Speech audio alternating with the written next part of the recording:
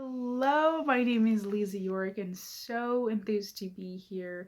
I can't wait for you guys to meet Dr. Kirsten Kunkle. But before we get to her, I'd love to just share a brief history about myself. As I said, I'm Lisa York, and I'm a soprano hailing from Rancho Cucamonga, California. I did my bachelor's at Indiana University Bloomington, and I'm now pursuing my master's at Cal State University Fullerton. You might have also seen me as Cinderella in lyric opera Orange County's production of Cinderella by Pauline Beardo. So back to Dr. Kirsten Kunkel. She is an outstanding singing actress who is not only a soprano who has sung a diverse array of roles from Mimi to Magda, Sor Angelica to Hansel and Gretel's Witch, in which I may add she is bewitching. But she is also the co-founder and director of the Wilmington Concert Opera. She is a Naxos recording artist, a repertoire coach, a professor of voice, a voting member of the Muskogee Nation, a librettist, runs a private voice studio, premiered dozens of new works nationwide, a wife and a mother, but also an all-around amazing human being. So let us welcome Dr. Kirsten Kunkel.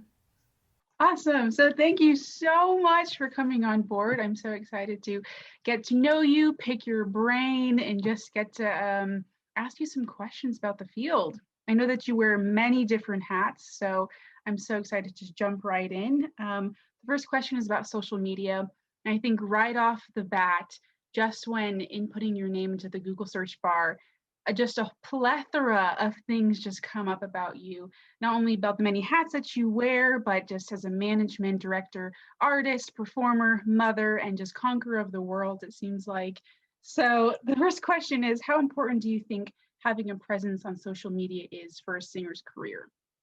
Well, for me, it's been very important. I've always kind of gone about it with the idea that if you see me, you can't forget me.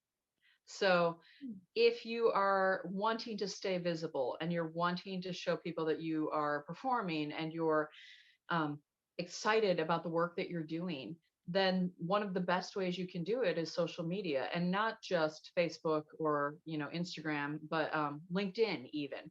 Not a lot of singers are on LinkedIn, surprisingly, but every once in a while I'll just post an article about something that's been published, or an interview or something like that, just because there are people who see things there that wouldn't see them otherwise. Yeah.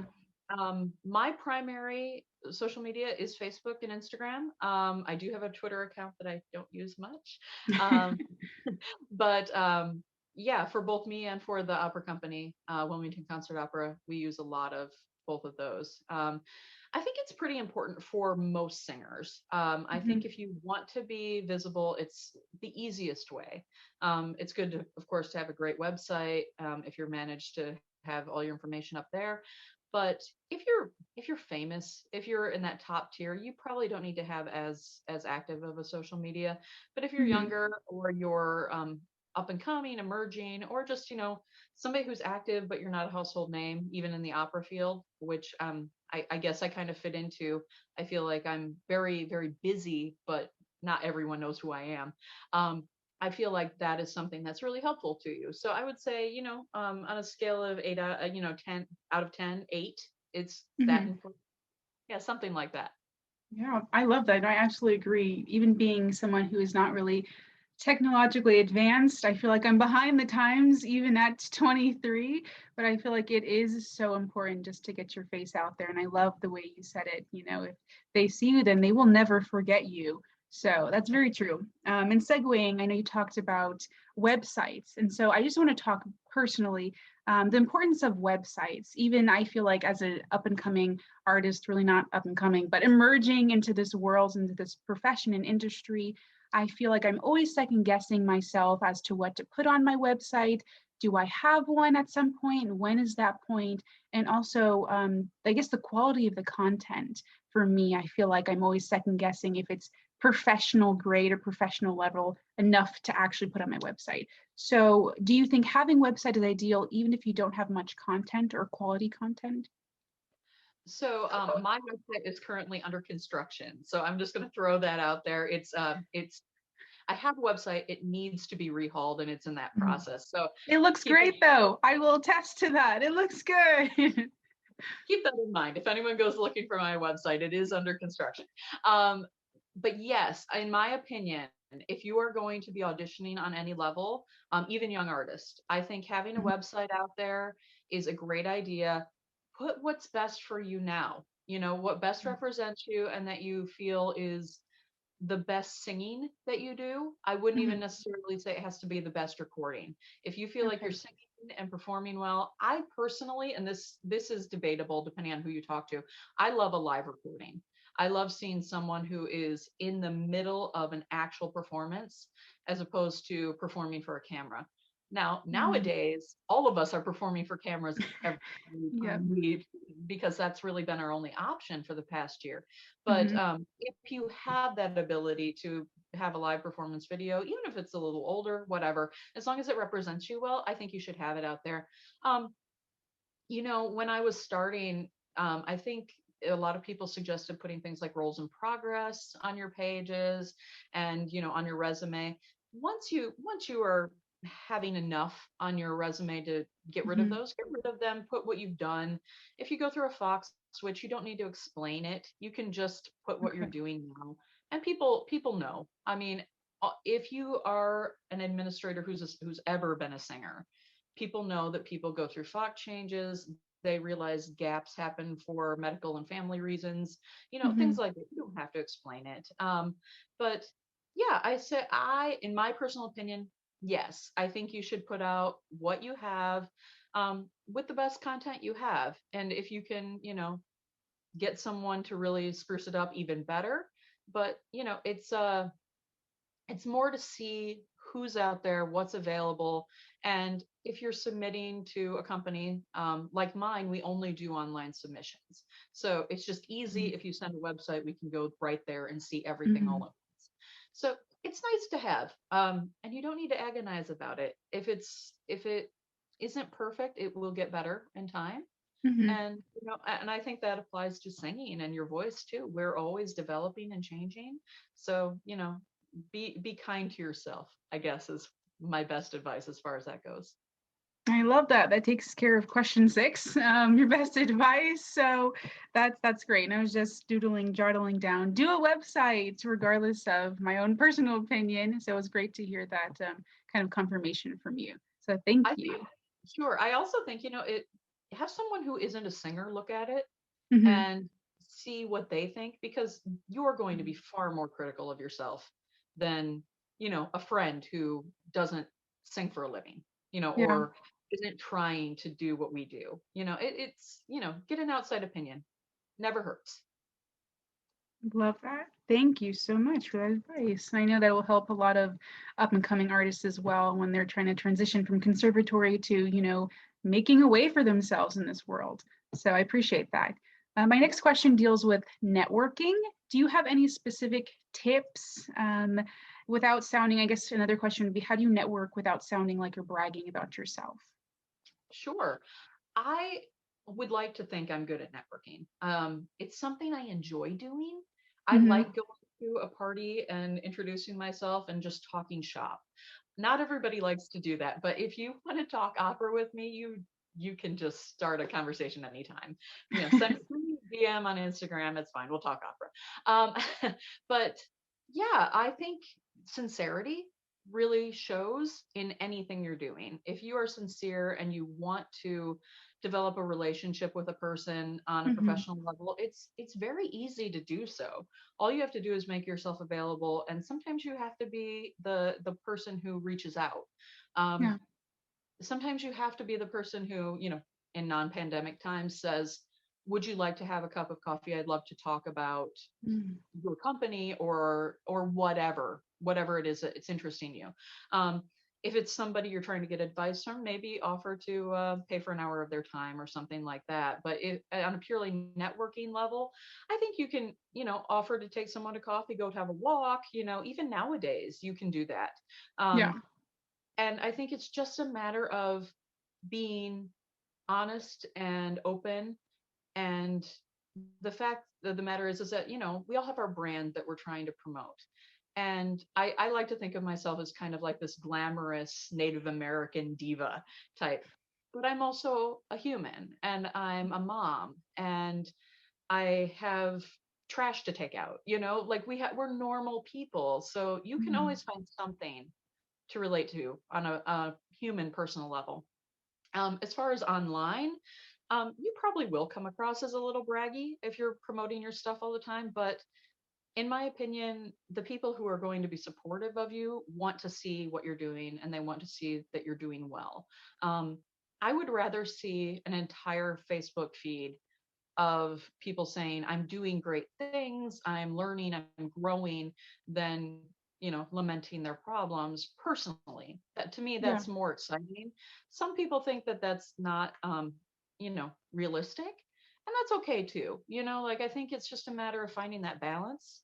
And I say promote, promote, promote. I'm all about it. Mhm. Um, if you have something special that you're doing, why wouldn't you want the world to know? Why wouldn't you showcase what you're doing and make the very most out of that opportunity?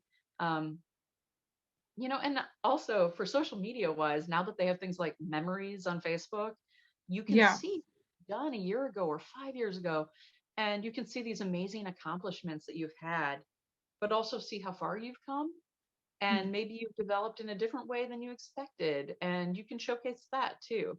So anytime I get those memories that pop up, I always put them in my stories on Facebook, because to me I want to share that again. And Mhm. it's, I don't think it's braggy, I think it's, you know celebrating. And I Yeah. think, okay, let's celebrate. We need more celebration in the world right now anyway, so Mhm. go for it, I say. I love that. I just am thrown back by your enthusiasm behind it all. I'm very meticulous in my thought process. So when it comes to like overanalyzing, overthinking, I'm just like, yeah, I can be, enthusiastic about it later, but to see your enthusiasm for it just makes me want to do it all. So thank you for that. I love that answer. Sure. I mean, I'm very type A. So let me just Mhm. clarify. I'm very type A. I Okay. think I'm very much in that same realm. But Mhm. as I've gotten older, I'm 40 now, and I'm starting to try to stop and smell the roses a little bit And a more. gorgeous 40 as well. Thank you. Thank you You're so much. welcome. But I have a baby now. I have a toddler, and she puts everything into perspective. I want to show her what my world is so that she'll have passions that she can live someday, even if they're Mm. not the same passions, so that she can see me living mine. And that's really important to me. Like, as soon as I found out I was having a baby, it was more of, how can I balance this life so that I can Mm. not just live the life that I've studied and had this love for and really spent my whole life working on, but also so that I can show my child my love for what I do, so that someday she will have a love for something she does and a passion for it too. So Yeah. it's a lot of just trying to balance life sometimes, and Mhm. getting out of your own head is hard. I know how hard that is. Yeah, I guess going off of that and going off of book really quick. So when did you start to enjoy the process? It's a long process. I know you said 40, but is it exactly 40 or when you had kids or Okay, so I finished my doctorate very young. I was Mm. 26. And I just went straight through school. My mother passed away when I was 25, I'm so and she and I sorry. were very close. Thank you, thank you. She and I were very close. She was my pianist as I was growing up. So as a singer, you know what a pianist singer relationship can be like. Add that in that she's also my best friend and my mother. Mm. Losing Whew. her at 25 was very hard for me, and it was Mm. very sudden too. It wasn't a prolonged illness or anything. And Mm. so I think because of that, that's kind of when the idea of, like, a carpe diem type mentality Yeah. started taking place. But I didn't fully appreciate it until I was probably done with grad school. I had worked for a few years. I started out in academia. I had some adjunct Mm. jobs, and then I went to full-time work. Um, and then I left academia. And when I left academia, I was, I don't know, maybe about 34, I'd say, Mhm. 34, 35. And it became about trying to figure out what my actual goals in life were, because I love teaching, but I hadn't found the teaching job that fulfilled everything I needed for me. And so, I would love to get back in the perfect teaching environment, but I just haven't found it yet. Yeah. So, um, for me, it was about finding what I loved amidst, all the part-time jobs and doing lots of customer service things. And I mean, I even worked a job in transportation for 3 years, 3.5 years. Wow.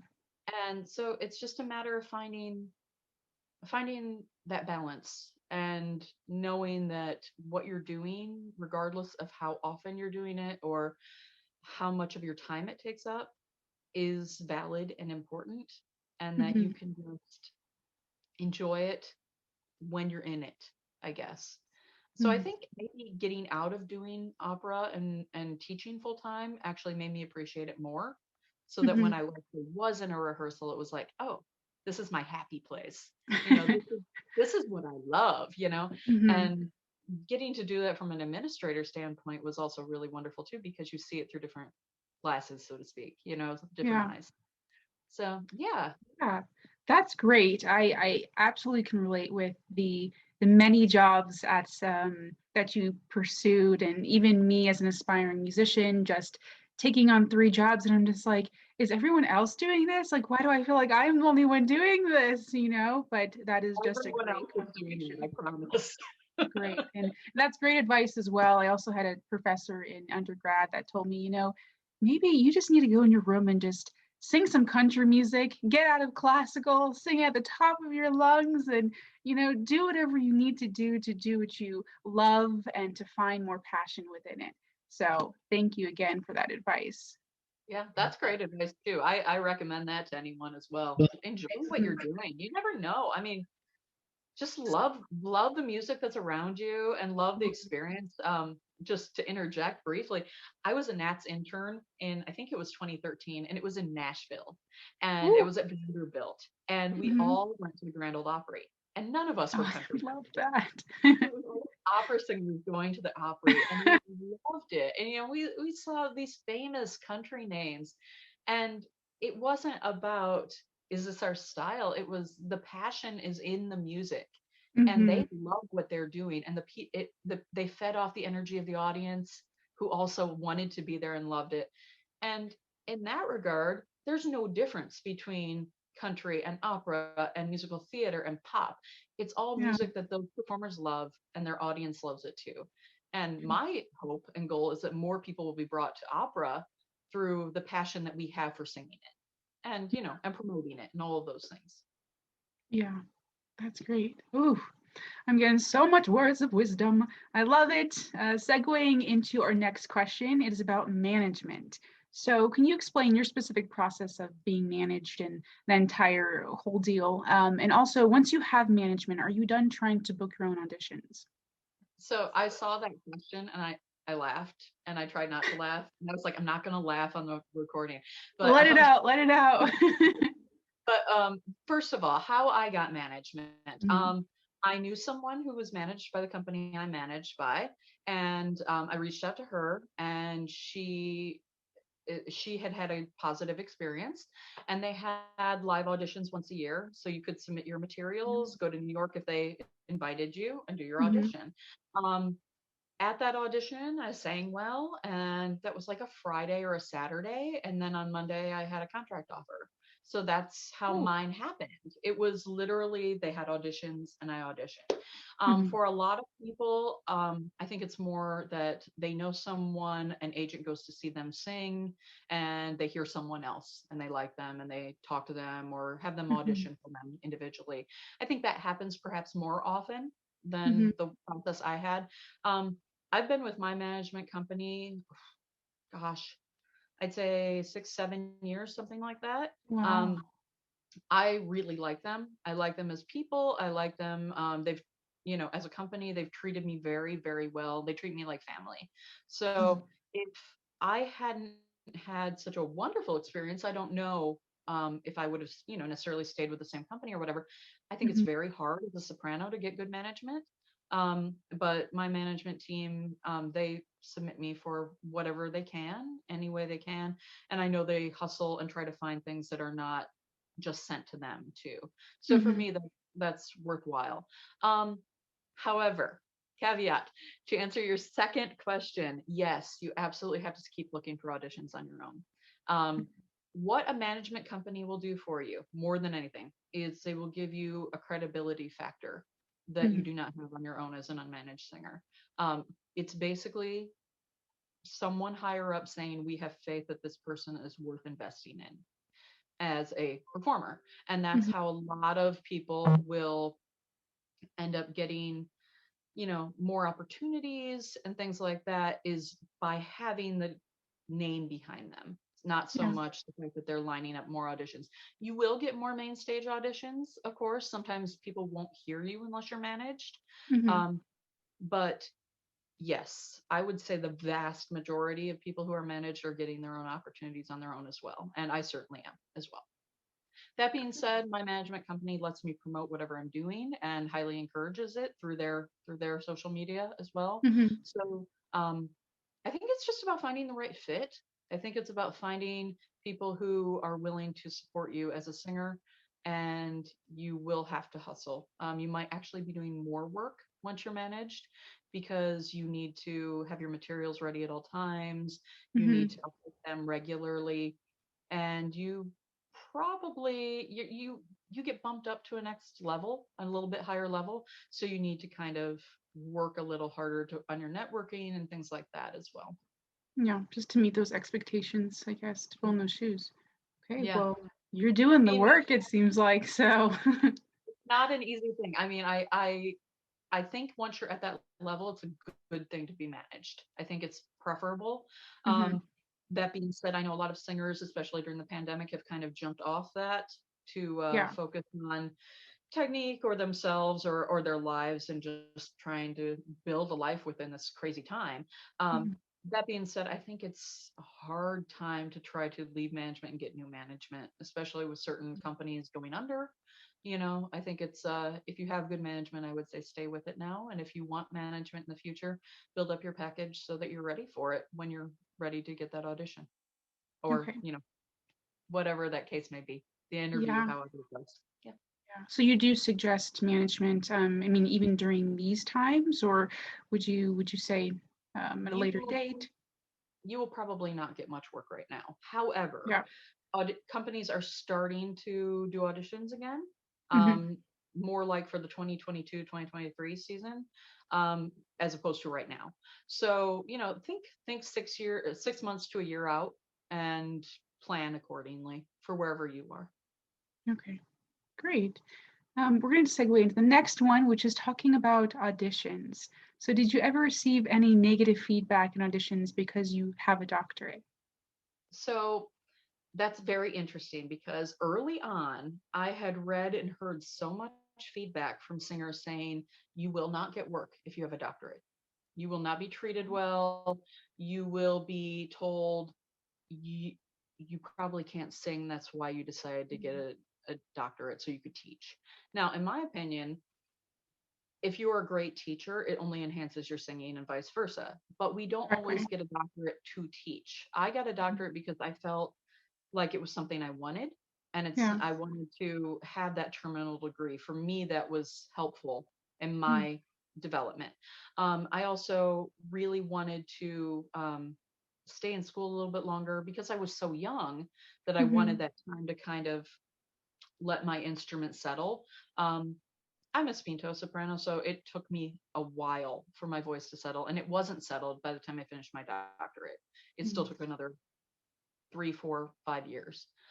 Wow. Um, that being said, I think that because I got that information, I intentionally never told anybody. Mm. I set up my resume so as it didn't have my degrees. Mhm. Um, and I intentionally avoided having people call me by my title. Mm. Now, that was, you know, 15 years ago when that was happening. So now I think it's a lot more respected that people have Yeah. doctors. I think that there's a lot more work for people, along with being a parent. I would just like to throw that out there too. It used to Mhm. be that if you were a mother, no one was really going to hire you to sing so much. You kind of had to Mhm. choose. Or if you were getting work, it might be church work or it might be local stuff. Mhm. Now I think you can kind of push those barriers quite a bit. You can maintain your contacts. I've tried really hard since having my child to make sure that people knew I was singing and people realized that I'm in this game, this career, and having a child does not detract from that. It makes me a more well-rounded person. And I think the Absolutely. doctorate does too. I think having taken that time to get to learn the history and the style and just be in school and be around other people that were doing the same thing and learn how to Mhm. interact with them. I think that that made me a more well-rounded person and makes me bring more to the table. Mhm. Um, and so, yeah, I think that it did perhaps impede careers. I don't think it does so much anymore. And from what I've heard in Europe, there's a lot more respect for the doctoral degree. I Mhm. don't know if that's still the case, but that's what I used to hear at the time. But yeah, there was a very big stigma for a very long time of you only get a doctorate because you can't sing well enough to have a career. And I Mhm. don't believe that is true in any way, shape, or form. There are fantastic people with doctorates having decent or even good careers, and Yeah. quite a few of them are teachers as well. So I think that one only enhances the other, as far as I'm concerned, but it's not like it was. Mhm. Yeah, I just want to applaud you. I mean, just really taking perspective. I wasn't aware of that stigma. Obviously, I just was focused on trying to, get through my 40 years, really, but just learning about that stigma and also being a mom on top of that and just facing, what the field had to throw at you is just absolutely incredible how you pushed back and you succeeded. It seems like you are not only a mother, I'm sure a great mom, a great performer and artist, but you also are artistic director as well. And I'm assuming, or I guess I read that it's female run, right? And female based, or tell Yeah, me more about it's female run. It is my own company that I started with my friend Marissa Robinson. We were kind of in the situation where, like many sopranos, we were not getting the work we wanted to get. that. Hmm. Um, we both we were Wilmington, Delaware based, Philadelphia adjacent, and Hmm. we knew so many women specifically that were not getting the work that they wanted, that were very talented. They'd done the work, they'd done the classes and the degrees, and they'd done Yeah. all of that, but it's an oversaturated market, especially for soprani. So, um, on a whim, really, we decided to start an opera company that we didn't mean to become a company. We decided to produce Suor Angelica because there were roles for both of us and many women that we knew. Hmm. And we both had a summer free. I was supposed to sing Carmen in Chicago and it was canceled. And she had auditioned for some shows and nothing panned out. Hmm. So in that November, after doing a whole bunch of planning, we did Sor Angelica and everybody loved it. And by everybody, I mean the cast and the audience. And so we kept getting questions saying, okay, so what's next? So I thought, well, we can do a concert. We can do a gala concert, and we did a thing called the Dream Gala that was invited singers sang an aria from a role they had never gotten to perform that they'd always Hmm. wanted to play, a dream role. So after that, it became pretty apparent that people wanted this niche market, concert opera, you know, run by a Native American woman and a Jewish woman in I Wilmington, love it. Delaware, and we Yeah. couldn't be any more different in many ways, but in the ways that were similar, were very much alike. Hmm. And our aesthetic is very similar. Our goals for the company are the same, and we keep the caliber of singing very, very high. So Hmm. because we started with these expectations for ourselves, it became very organically a company. We incorporated, and we've done a full opera and a gala every year in addition to outreach performances, and then sometimes people will hire us for things as well. Of course, we had to cancel things for the pandemic year, but we shifted gears. We did a whole bunch of online content instead. And now we have virtual production of Dido and Aeneas coming up. So, I mean, we've Love it. figured out how to adapt. And Yeah. so that's really how that all happened. I don't remember what the original question was now that we've gone through all that. You But yeah, know, it's okay. I it don't is either. That's fine. it's a female-run company because we happen to both join forces and ended up working beautifully together. I'm artistic director. I work mostly with the people. Anytime there are personality conflicts or we need to resolve issues, the overall look of the piece, Hmm. um, things like that. That's what's on my plate. Your typical artistic director thing, casting. Marissa does all the executive director work, which Hmm. basically comes down to money and contracts and grant writing. And then Hmm. she and I are also like, we always cast together. We are always of this, we agree before we cast anything. So yeah, so that's been the past 6 years that we've been doing that. Wow, that's And incredible. it's been wonderful and it's a lot of work. It's a full-time job without being a full-time job, if that makes sense. Yes. And it's been very fulfilling for me on pretty much every level. It's one of the things I'm most proud of in my life. Mhm. Well, kudos to both of you. That is an incredible feat for sure. And as we're heading up to our last question, I can't help but to feel inspired. And I'm sure the people viewing this as well want to get their doctorate, want to start their own company, and get managed all in the same day. I'm going to hold off on a couple of things, just take it step by step, but I absolutely am feeling inspired. But the last question is just an overall wrap up. Would you give any, I guess, do you have any advice for those maybe in the field that are feeling a little discouraged right now just because of jobs, or either those in conservatories looking for jobs out of college? Just any advice on this process of singing and the vocal journey? Sure.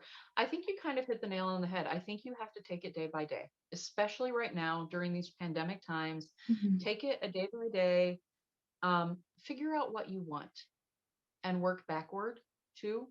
Mhm. Some of the most wonderful things in my life have happened by surprise. Like I ended up writing libretti and now they're being produced, and that's really exciting. I didn't plan that, and that was really exciting. But if you have a goal, if there's something you want Mhm. to do, like say you're a conservatory student and you want to get in a young artist program, realize that a lot of that is out of your control. But what you Mhm. can do is you can have your package ready. You can have those 5 arias clean. You can get great headshots. You can network. And I'll be honest, networking has been the base of everything I've done. If you Mhm. network well and you rise to the opportunity when it comes, you will be successful. But it's a Mhm. matter of making sure that when that opportunity comes, you don't screw it up. You Mhm. come ready to go. You are ready to sing. You are collegial. You help out if there is something you can help with. If you see someone carrying something, open a door. I mean, it's that simple. People remember things like that. Send Yeah. thank you notes. Be kind. I mean, to quote Britain and Shakespeare, be kind and courteous. Just be a good person. And if there are goals that you have, work a little bit every day, Mhm. vocalize every day, you know, figure out what those 5 arias are. Um, just take it a step at a time. And there are days where you are going to feel like you can't do anything, and maybe that's okay. And you take a day off and don't beat yourself up about it. But then the next day, get right back to it. And Mhm. give yourself a little grace. I think that's been the hardest thing for me, is that I'm not good about being okay if I'm not productive or if I'm not Mhm. getting done with the things I want to have done by a certain time frame. Yeah. Um, so give yourself a little grace, but not too much grace that you stop working, if that makes sense. Yes, I Um, was like, ooh, let me just take a full vacation off here. but yeah, I mean, if you are studying with someone, practice for those lessons, come with Mhm. questions.